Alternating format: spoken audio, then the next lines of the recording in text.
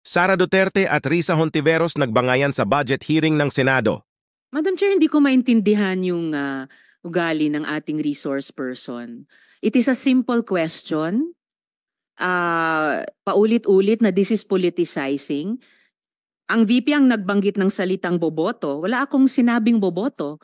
I'm simply asking, hindi ko ma-imagine we're making so much trouble, so much fuss about a 10 million peso item. Don't appreciate this kind of attitude, Madam Chair. Usually, ang resource persons natin ay nagbibigay ng parehong institutional courtesy sa legislature na ibinibigay natin sa executive. I don't appreciate this kind of attitude. Tolentino, do you have Hindi ko rin maintindihan ang ugali ni Senator Risa Hontiveros, and I do not appreciate, ano yung sinabi niya? I do not appreciate this kind of behavior and attitude. Madam Chair, noong 2016, tumatakbo si Senator Risa Hontiveros na senator, nakailang talo na siya. So, Dalawa, Madam Chair. okay, dalawa. Natatakot siya sa pangatlong talo niya, kaya pumunta siya sa Davao. Humingi siya ng tulong. At nung nanalo siya, anong ginawa niya? Siya ang pinakaunang umatake kay President Rodrigo Duterte. Anong tawag sa ugaling ganito? Round 1, ilipat ang budget ng OVP sa ibang departamento ng gobyerno. Dalawang tanong lang po, Chair, para ngayong araw. Una po, I note that a huge chunk of the OVP's 2025 operations budget, 1.909 billion pesos, will be used for the delivery of socio-economic programs, such as one medical and burial assistance program. This supplements other healthcare programs of the government to assist indigent individuals and families. For 2025, 771.445 million will be allocated for the program. Sa loob niyan, 600 million pesos for medical assistance and 171.445 million for burial assistance, which are, Madam Chair, very similar to the medical assistance to indigent or financially incapacitated patients program o MAIF-IP of the DOH. And DSWDs, Assistance for Individuals in Crisis Situations, or AICS. Pangalawa, disaster operations, which aims to provide relief goods to disaster-stricken areas not commonly reached by other agencies. Para doon, 101.644 million pesos. And is also similar doon naman sa disaster risk management program of the DSWD. Third, relief for individuals in crisis and emergencies, or providing food boxes or food items to families who are ineligible for OVP's other services. So 50 million pesos, which is also similar to DSWD's AICS. And last, Magnegosyo Taday, livelihood assistance for those with entrepreneurial skills, 150 million pesos, which is also similar to DOLES naman, Integrated Livelihood Program o DLIP.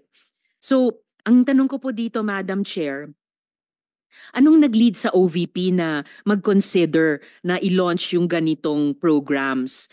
May ginawa bang studies para suportahan yung pagkakaroon ng ganitong programs na parallel naman sa katulad at existing programs ng iba't iba nating line agencies, Madam Chair?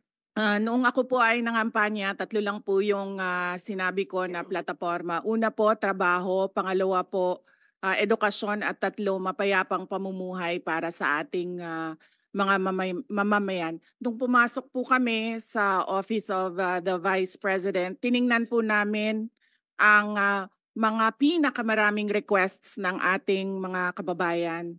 Una-una po, ang lagi po naming natatanggap na request ay medical and burial assistance. Pangalawa po ay financial assistance. Pangatlo, lagi silang humihingi ng tulong sa pagkain. At pang-apat, din ng mga requests is yung educational assistance na sinasabi ng mga kababayan natin. Sinasabi namin lagi sa kanila, libre naman yung public schools. Ngayon ay libre na rin yung higher educational institutions, pero sinasabi nila nahihirapan kasi sila sa plete, nahihirapan sila sa pabaon ng mga bata at sa pagkain ng mga bata. kaya meron kaming bago, ito yung educational assistance.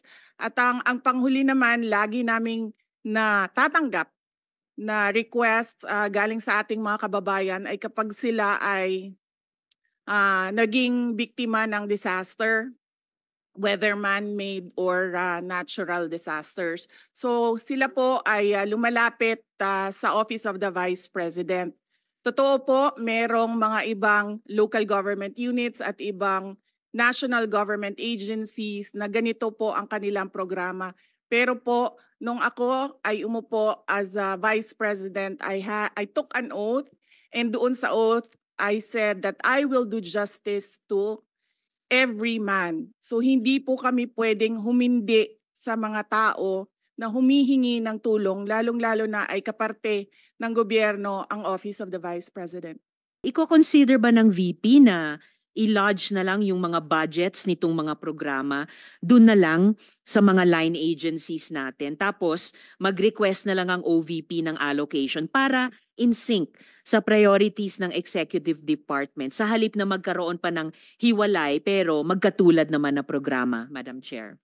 We only submit the budget and we leave it to the discretion of all the members of Congress to decide on the budget. We can only propose a budget for the Office of the Vice President. Pero magbibigay po ako ng halimbawa kung ganun po ang gagawin natin. Tulad po ng AIX ng DSWD.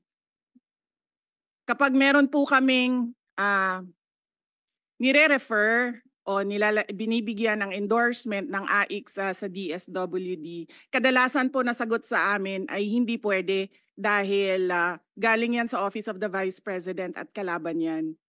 Minsan po, totoo yan na pupolitika ang assistance para sa ating mga kababayan. Kaya po, uulitin ko, ang mga tao naman kasi hindi sila tumitingin sa politika. Tumitingin lang sila na itong opisina na ito ay opisina ng gobyerno at pwede kaming humingi ng tulong doon. And so I go back to the oath that I shall do justice to every man, at kaya po kami nandito at kaya po kami merong mga ganito na mga projects sa Office of the Vice President. Round 2. 10 milyong budget para pondohan ang librong sinulat ni Sara para daw sa kampanya? Yung huling tanong ko sa ngayon, Madam Chair, for 2025, one of the OVP's programs, Pagbabago Campaign, 1 Million Learners Entries, involves the provision of bags to 1 million learners in remote communities while initiating tree planting activities. This gets an appropriation of 100 million pesos. Part of this campaign is an allocation of 10 million pesos for the distribution of Isang Kaibigan books, a children's book authored by the VP.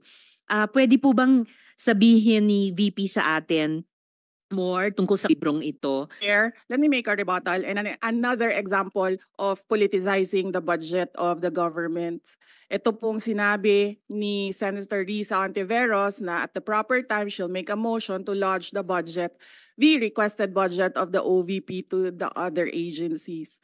Let me just quote Senator Risa during the Akbayan Congress. Alam ko po na ang daming kalat ni Duterte na hirap tayong linisin. Ang kadiliman noong panahon niya ay talaga namang nanuot sa ating lipunan para mansa na napakahirap tanggalin. At habang ang anak niya ay may kapangyarihan pa, hindi magiging madali ang ating laban.